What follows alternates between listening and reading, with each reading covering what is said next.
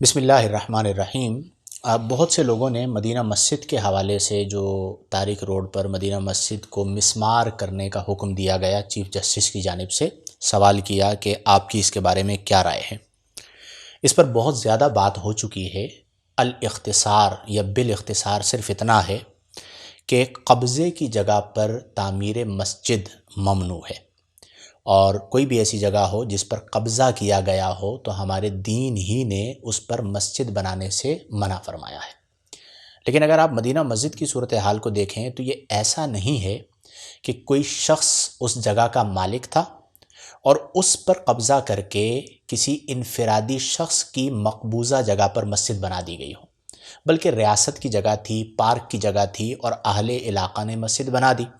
اگرچہ اس میں بھی خیال رکھنا چاہیے تھا، لیکن اب اس وقت صورتحال یہ ہے کہ وہ مسجد بن گئی اور برس سے کئی سالوں سے، غالباً 1980 کے اندر یہ مسجد تعمیر ہوئی اور آج تک مسجد چلی آ رہی ہے۔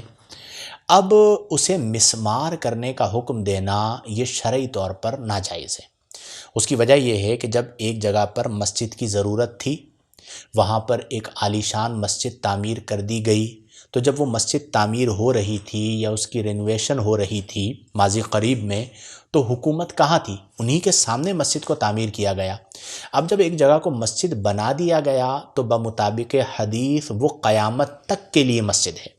جب وہ قیامت تک کے لیے مسجد ہے تو اسے مسمار کرنا یہ شرعی طور پر درست نہیں ہے۔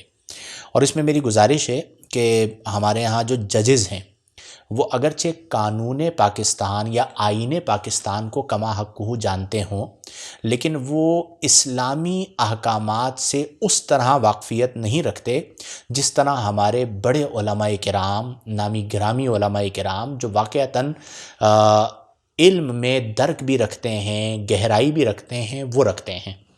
تو کبھی بھی اس طرح کا ڈیسیجن لینا ہو تو آپ بڑے علماء کرام سے ان کی رائے لے لیجئے۔ آج آپ دیکھیں کہ جو بڑے بڑے علماء کرام ہیں مختلف مسالک کے، وہ اس فیور میں ہیں اور اس بات کو کر رہے ہیں کہ مسجد کو مسمار نہ کیا جائے۔ اور خود آپ سمجھیں اس بات کو کہ جہاں پر قرآن پڑھا جا رہا ہے، جہاں پہ برس سے لوگوں نے اعتکاف کیا ہے، جہاں پر تعمیر مسجد ہوئی ہے، جہاں پر لوگوں نے اپنا پیسہ اللہ کے گھر میں خرچ کیا ثواب کے ارادے سے، آپ ایک لمحے کے اندر اسے مسمار کر دیں۔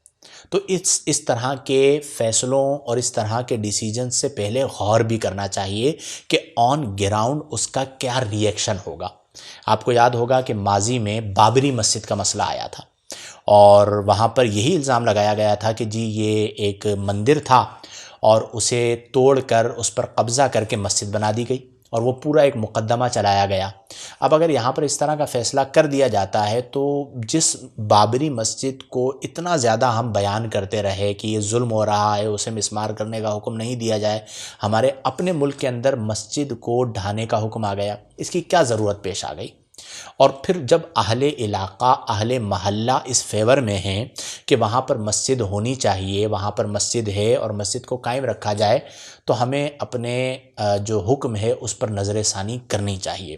اور یہ کوئی صحیفہ سماوی تو ہے نہیں کہ اس پر نظر ثانی نہ ہو سکے، تو جو اس وقت انتشار کی کیفیت ہے اسے پیش نظر رکھا جائے اور بہت زیادہ اس پر بحث بھی نہ کی جائے۔ جو صحیح بات ہے وہ بیان کر دی گئی کہ اب مسجد تعمیر ہو چکی، برس سے تعمیر ہے، ریاست نے اس کے اوپر کوئی ایکشن نہ لیا، ریاست کی موجودگی میں اس کی تعمیر کا سلسلہ جاری و ساری رہا، تو اب آ کر اس مسجد کو مسمار کرنے کا حکم دینا کہ انتشار کے مترادف ہے۔ تو بہرحال ہماری رائے یہی ہے کہ اگرچہ حکم یہی ہے کہ قبضے کی جگہ پر مسجد کو تعمیر نہ کیا جائے، لیکن اس قبضے میں جو کسی ایک فرد کی ملکیت ہو اس میں اور جو ریاست کی ملکیت ہو اس میں بڑا فرق ہے۔ اب پارک ہے، پارک کس کے لیے ہے؟ لوگوں کے لیے۔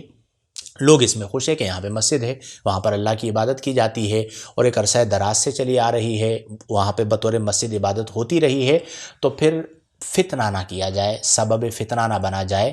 اور میری گزارش ہوگی بڑے احترام کے ساتھ کہ اس فیصلے کو واپس کیا جائے، واپس لیا جائے، اس پر نظر ثانی کی جائے اور کوئی بھی ایسا اقدام نہ کیا جائے جو عوام میں انتشار کا سبب ہو۔ اللہ تبارک و تعالی ہم سب کو توفیق عمل عطا فرمائے، قرآن و حدیث کے مطابق اپنے معاملات کو، اپنے احکامات کو ڈھالنے کی توفیق عطا فرمائے۔